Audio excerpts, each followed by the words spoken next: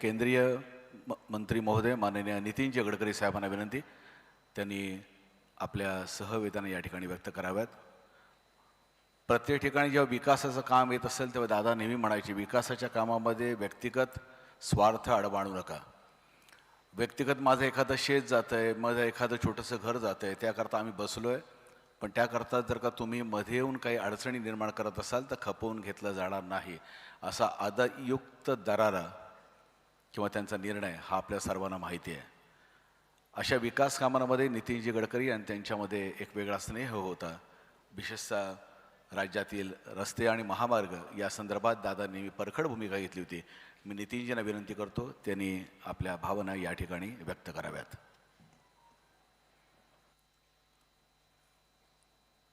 आज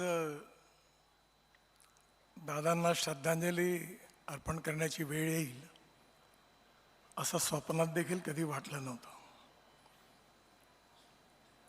जो माणूस जन्माला येतो त्याचा मृत्यू अटळ आहे, हा यावतचंद्र दिवा करू असा नियम आहे. पण एखाद्या व्यक्ती जीवनात जगला किती यापेक्षा जीवन जगला कसा हे जास्त महत्त्वाचं आहे. दादांचं जीवन मला जवळून पाहण्याची संधी मिळाली. ते सगळ्यात पहिल्यांदा जेव्हा आमदार झाले आणि त्यानंतर ऊर्जा राज्यमंत्री झाले तेव्हापासून त्यावेळी महाराष्ट्राच्या विधानमंडळामध्ये मी होतो आणि त्यांची आणि माझी अतिशय घनिष्ठ मैत्री झाली. ती मैत्री नंतर राजकारणाच्या पलीकडे होती. नियमितपणे दिल्लीला जेव्हा दादा यायचे नेहमी माझ्या घरी यायचे. आल्यानंतर पहिले खिशातला एक कागद काढायचे. त्यांचं व्यक्तिमत्व अतिशय प्रोफेशनल होतं. ॲडमिनिस्ट्रेटिव्ह ॲबिलिटी जशी होती तशी डिसिजन मेकिंग कॅपॅसिटी पण होती, विकासाची दृष्टी पण होती आणि कठोर निर्णय घेण्याची हिंमत पण होती. लोकाभिमुखता होती आणि योग्य सत्य असेल तर सत्य म्हणण्याची ताकद पण होती. आणि त्यामुळे अनेक वेळा तेव्हा जे विषय निघायचे, पालखी मार्ग बांधत असताना अडचणी यायच्या, प्रत्येक छोटे छोट्या गावातले प्रश्न ते लिहून आणायचे आणि सगळे प्रश्न ते सोडवून द्यायचे. मला ते म्हणाले की पुण्याकरता तुम्ही काहीतरी करा. त्यांच्या आणि देवेंद्रजीच्या आग्रहाखातर पुण्याकरता 3 मजली उड्डाण पुलाची 50,000 कोटीची एक योजना तयार केली. ती मंजूर झाली आणि मी त्यांना फोन केला की महानगरपालिकेची निवडणूक झाली की तुम्ही आणि देवेंद्रजी मिळून आपण भूमिपूजनाचा कार्यक्रम घेऊ. तो त्यांचा माझा शेवटचा फोन होता. खरं म्हणजे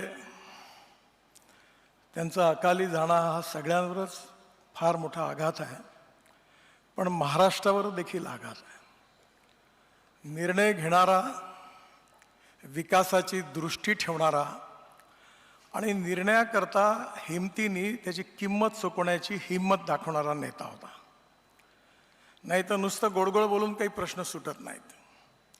एखादी गोष्ट जनतेच्या हिताची असेल तर ती झाली पाहिजे याचा आग्रह, ती मला मान्य नाही, हे होणार नाही, हे स्पष्टपणे सांगण्याची त्यांची हिंमत होती. हे मी त्यांना सभागृहातही बघितलं आणि 2009 नंतर मग मी दिल्लीत गेल्यानंतर माझं मुंबईत येणं जवळपास कमी झालं.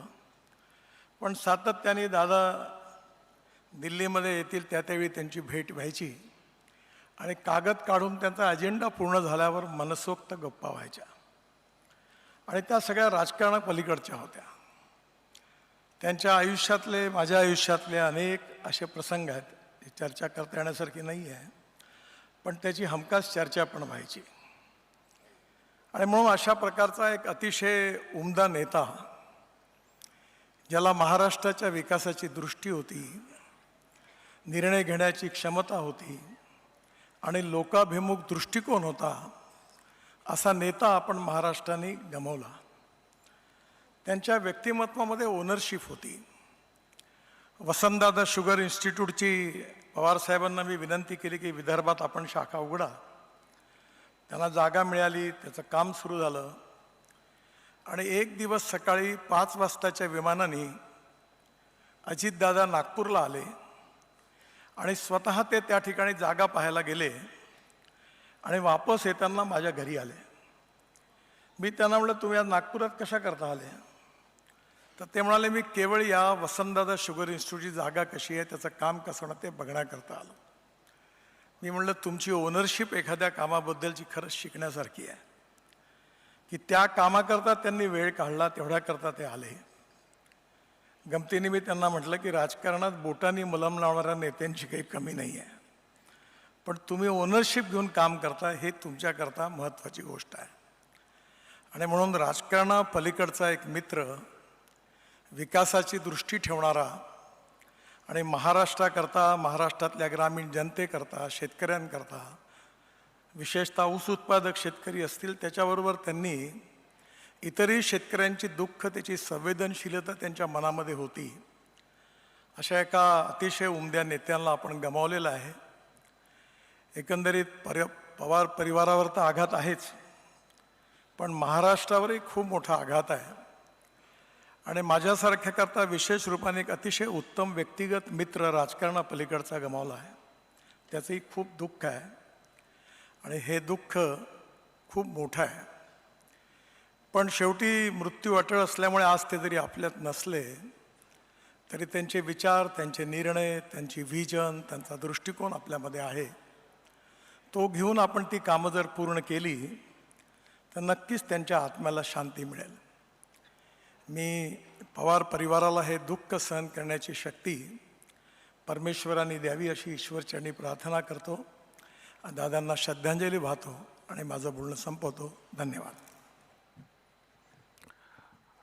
यानंतर राज्याचे माननीय मुख्यमंत्री देवेंद्र फडणवीस.